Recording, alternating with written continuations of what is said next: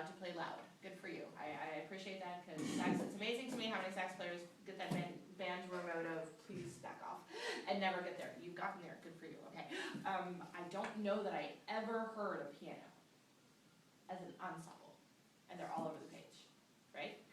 Really huge changes, and obviously this piece is modern enough to make those changes very drastic, okay? As a group, we need to find some of those both directions. Staccato short notes, pretty well played together, lined up everything nicely.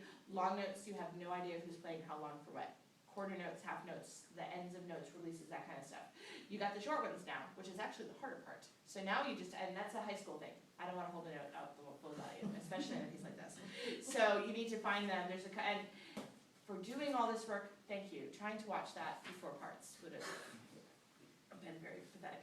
But now the next step is to number it, so that I can make this specific detail, because I was about to write down and I went, oh man.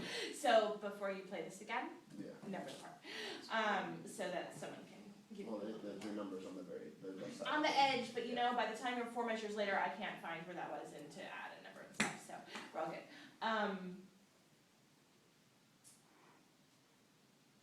This one's weird because of the harmonic structure of it and where melodies are and stuff like that.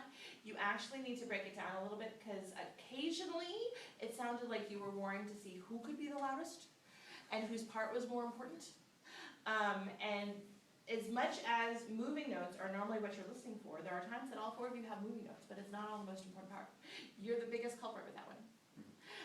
You need to back, because you just, look at what you got. You need to back off occasionally, so that even when you've got that cool line, you know, it's that cool string bass underneath something that's got, everyone can feel it. You don't have to hear it quite that loud to know that it's there and how important it is, okay? Even in the louder sections, we need to make sure that this is here a little bit more. But I don't know, I'm not sure what shape you had. It was kind of octagonal. Something weird, but that was overpowering in many ways, so you need to listen. Technique is lovely. There were 2 spots, and again, I'll try to find them real quick before I put them down. Normally when soprano or alto, I am fairly certain, yes, had the syncopated upbeats into the next measure, like the ties with the upbeats, I'm looking like right before 5, 2 measures before 5 for soprano, and like 2 after 4 for alto, that kind of rhythm, where I didn't feel technically together. The whole group didn't, I didn't feel like there was a pulse. All of a sudden it was like chaos for a couple minutes and then back together.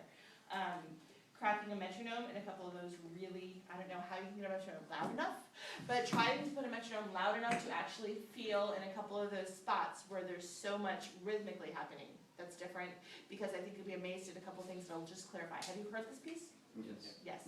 There's a couple of spots that if you listen to the recording, but someone in the room did, right? I'm sure. Yeah, there's a recording in here somewhere.